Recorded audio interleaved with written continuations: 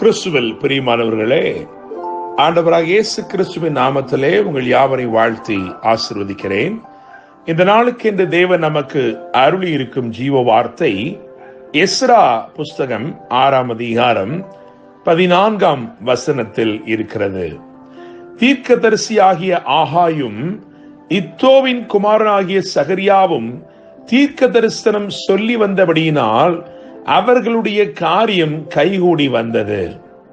என கேட்கிற தேவனுடைய பிள்ளைகளே, 2 தீர்க்கதரிசிகளுடைய பெயரை குறிப்பிட்டு அவர்கள் தீர்க்க தரிசனம் சொல்லி வந்தபடியினால் அவர்களுடைய காரியம் வாய்த்தது அல்லது கைகூடி வந்தது என்று வேதம் சொல்லுகிறது. அந்த வசனத்தை தொடர்ந்து வாசித்து பார்க்கும் பொழுது அவர்கள், அதாவது இஸ்ரவேலர்கள், யூதர்கள் தேவனுடைய ஆலயத்தை கட்டி முடித்தார்கள் என்று எழுதியிருக்கிறது. பெரிய மகிமை வெளிப்பட்டது. தேவனுடைய பிள்ளைகளே, சத்துரு உன் வாழ்க்கையிலே எவைகளை தகர்த்து தரைமட்டமாக்கினானோ அவைகளை திரும்ப கட்டி எழுப்பும் ஒரு நாளாக இந்த நாள் இருக்கிறது. தேவனுடைய பிள்ளைகளே, தேவ மகிமை, அதாவது பிந்தின பெரிய மகிமை வெளிப்படும் பொருட்டு நீங்கள் எவைகளை கட்டி எழுப்ப வேண்டுமோ அவைகளை கட்டி எழுப்பும் ஒரு நாளாய் இருக்கிறது. அதற்கு உங்களுக்கு கைகூடி வரும் என்று எழுதியிருக்கிறது. உங்கள் காரியங்கள் வாய்க்கும் என்று எழுதியிருக்கிறது. என கேட்கிற தேவனுடைய பிள்ளைகளே, இந்த தேவனுடைய ஆலயம் திரும்பவுமாய் ஒரு பெரிய மகிமைக்காய் கட்டி எழுப்பப்படுவதற்கு 2 தீர்க்கதரிசிகளின் தீர்க்க தரிசன வார்த்தைகள் உறுதுணையாய் இருந்தது என்று நாம் இந்த வசனத்தில் பார்க்கிறோம். இந்த நாள் நிச்சயமாகவே நான் நம்புகிறேன், விசுவாசிக்கிறேன், உங்களுடைய காரியங்கள் கைகூடி வரும் ஒரு நாளாய் இருக்கிறது. கர்த்தர் உங்களுடைய காரியங்களை இன்றைக்கு வாய்க்க பண்ணுவார். தேவனுடைய பிள்ளைகளே, நீங்கள் இந்த நாளிலே செய்கிற எந்த காரியமாய் இருந்தாலும் தேவனுடைய நாமத்தின் மகிமைக்காக நீங்கள் செய்கிற காரியம் எதுவாயிருந்தாலும் அது வாய்க்கும் என்று கர்த்தருடைய நாமத்தினாலே நான் சொல்ல விரும்புகிறேன். என கேட்கிற தேவனுடைய பிள்ளைகளே, இவ்வளவு மகிமையான காரியம் செய்யப்பட்டிருக்கிறது. காரணம், சிறைப்பட்டு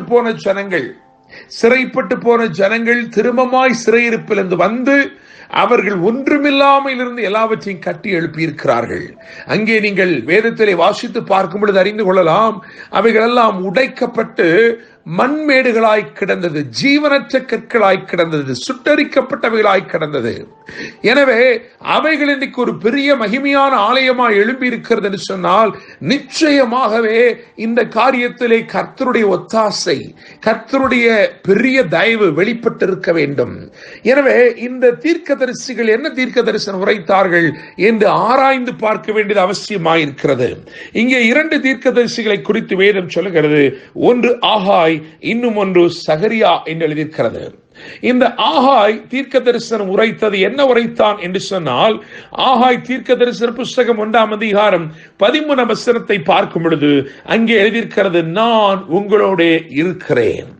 அவன் அதிகமாய் தேவ பிரசன்னத்தை குறித்தே அவன் தீர்க்க தரிசனம் உரைத்திருக்கிறான். தேவனுக்கு பிரியமான காரியங்களை நாம் செய்ய முற்படும் பொழுது தேவன் அதிலே மகிழ்ச்சி அடைந்து எப்படி அதிலே அவர் வாசமாய் இருக்கிறார், அவருடைய பிரசனம் எப்படி நமக்குள் வசிக்கிறது என்பதை குறித்த தீர்க்க தரிசனத்தை அவன் உரைத்து தேவ ஜனத்தை திடப்படுத்தி இருக்கிறான்.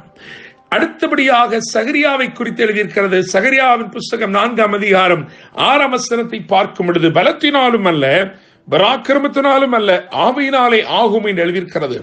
ஆக சகரியா தேவனுடைய வல்லமை குறித்து தீர்க்க தரிசனம் உரைத்திருக்கிறான். ஒருவன் தேவ பிரசன்னத்தை குறித்து தீர்க்க தரிசனம் உரைத்தான், இன்னும் ஒருவன் தேவனுடைய பெரிய வல்லமை குறித்து தீர்க்க தரிசனம் உரைத்தான். எனவே the presence of God added to the power of God, இந்த 2 காரியங்களும், தேவ பிரசன்னமும் தேவனுடைய வல்லமையும், இதை குறித்த வார்த்தைகள் அவர்களுடைய தியானமாய் இருந்தபடினால் எனக்கு கேட்கும் தேவனுடைய பிள்ளைகளே, இங்கே ஒரு மகிமையை வெளிப்படுத்தக்கூடிய ஒரு ஆலயம் ஒன்று கட்டி எழும்பி இருக்கிறது. தேவனுடைய பிள்ளைகளே, நான் நம்புகிறேன், விசுவாசிக்கிறேன், உங்கள் வாழ்க்கையிலே சத்துரு எவைகளை தரைமட்டமாக்கினானோ, எவைகளை இடித்து தகர்த்து, எவைகளை ஒன்றுமில்லாமல் போக செய்தானோ அதற்கு பின்னணியத்திலே இனியும் தேவனுடைய பெரிய மகிமை வெளிப்படும் ஒரு காரியம் அமைந்திருக்கிறது. அதை அறிந்தபடியினால் தான் அதை முந்தி அவன் தரைமட்டமாக்குகிறான். என கேட்கும் தேவனுடைய பிள்ளைகளே, ஒரு பெரிய மகிமைக்காக தேவ திட்டம் அமைந்திருக்கிறபடினால் நான் நம்புகிறேன், விசுவாசிக்கிறேன், உங்கள் வாழ்க்கையிலே சத்துரு தரைமட்டமாக்கினவைகளை இன்றைக்கு தேவன் திரும்பமாய் எழுப்பும் நாளாய் இருக்கிறது. அதற்கு திடன் கூறும்படிக்கு தேவனுடைய வார்த்தைகள் அமைகிறது. நான் உங்களோட இருக்கிறேன் என்று வாக்கு பண்ணுகிறார். பலத்தினாலும் அல்ல, பராக்கிரமத்தினாலும் அல்ல, என்னுடைய ஆவியினாலே ஆகும் என்று அவர் வாக்கு பண்ணுகிறார்.